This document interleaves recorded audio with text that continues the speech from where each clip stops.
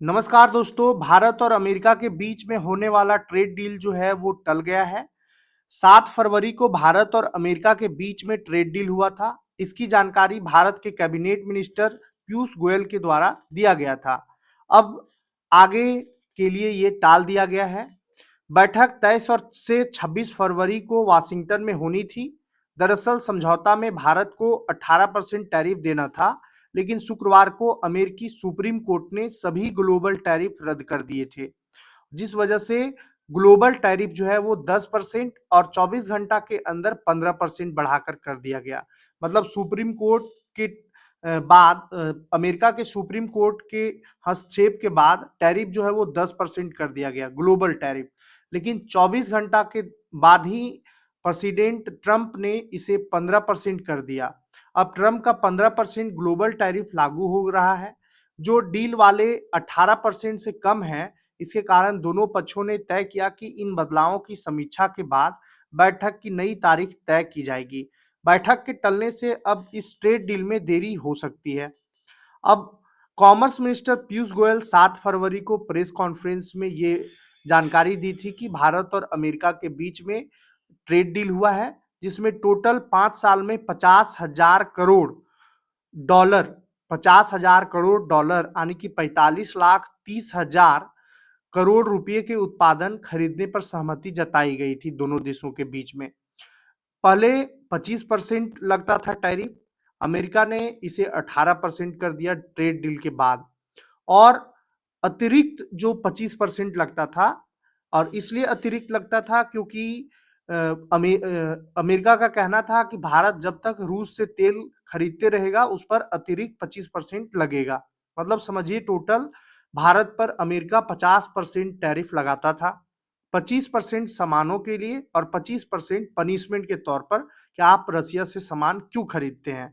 लेकिन अमेरिका ने उसे खत्म करके 50% से घटा करके 18% कर दिया था।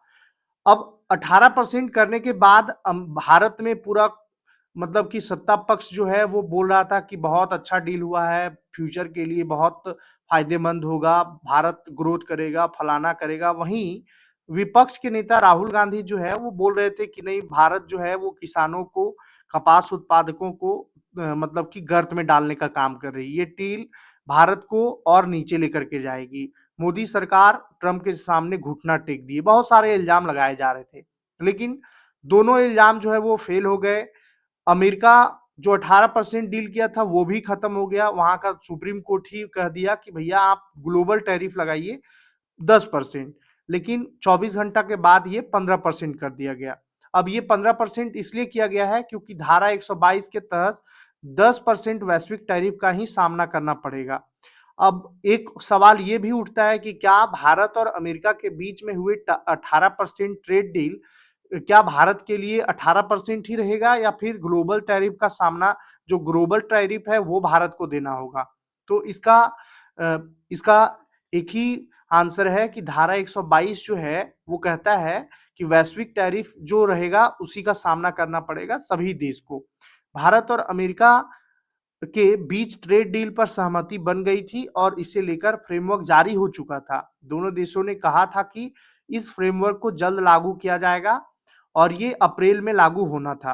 भारत और अमेरिका के संयुक्त बयान के मुताबिक यह फ्रेमवर्क 13 फरवरी 2025 को शुरू हुई। भारत और अमेरिका बीटीए वार्ता को आगे बढ़ाएंगे। इस समझौता में आगे चलकर बाजार पहुंच, सप्लाई चेन को मजबूत करने और ट्रेड बैरियर कम करने जैसे प्रावधान शामिल थे। पीयूष गोयल ने 20 फरवरी को बताया था कि समझौता फरवरी के अंत तक फाइनल होना था। मार्च में इस पर हस्ताक्षर होने थे। वहीं अप्रैल से यह समझौता पूरी तरह लागू होता, लेकिन बीच में ही वहां के सुप्रीम कोर्ट के द्वारा यह फैसला निरस्त कर दिया गया। अब ये डील होने से जो फायदे होते वो ये होता कि अमेरिकी टैरिफ में कमी आई थी, जिससे भारत के वस्तुओं का बाजार पहुंच ज्यादा बढ़ता। चुनिंदा उत्पादों पर जीरो टैरिफ लगाया गया था। 30 ट्रिलियन डॉलर के बाजार तक पहुंच होता और निर्यात क्षेत्रों में बढ़ावा मिलता। सेक्शन 232 छूट होता, जिसमें विमान पार्ट्स पर अमेरिकी सेक्शन 232 के तहत छूट मिलेगी। ऑटो पार्ट्स पर भी टैरिफ रेट कुछ कम हो जाता।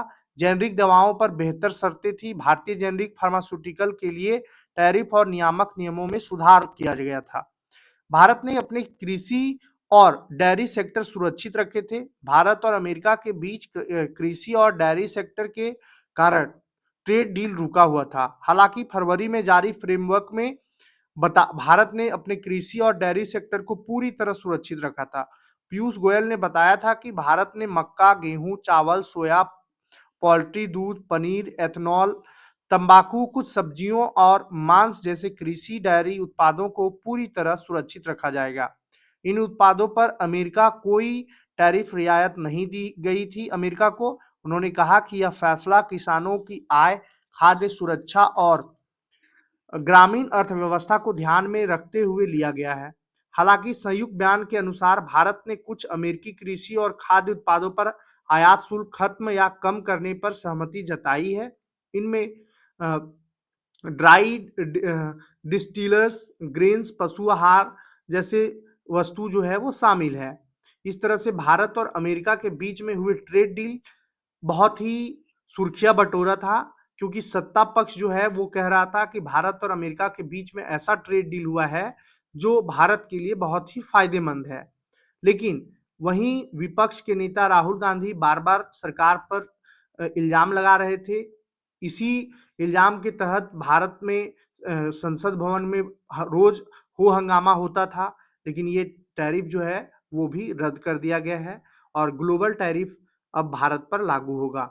आगे आपको इसी तरह का न्यूज़ के लिए आप चैनल पर बने रहें। चैनल पे अगर आप सब्सक्राइब चैनल को नहीं किए हैं तो चैनल को सब्सक्राइब कीजिए और वीडियो को शेयर कीजिए, जिससे हमारा भी मनोबल बढ़े और हम भी आपको अपडेटेड न्यूज़ जो है वो देते रहें। धन्यवाद।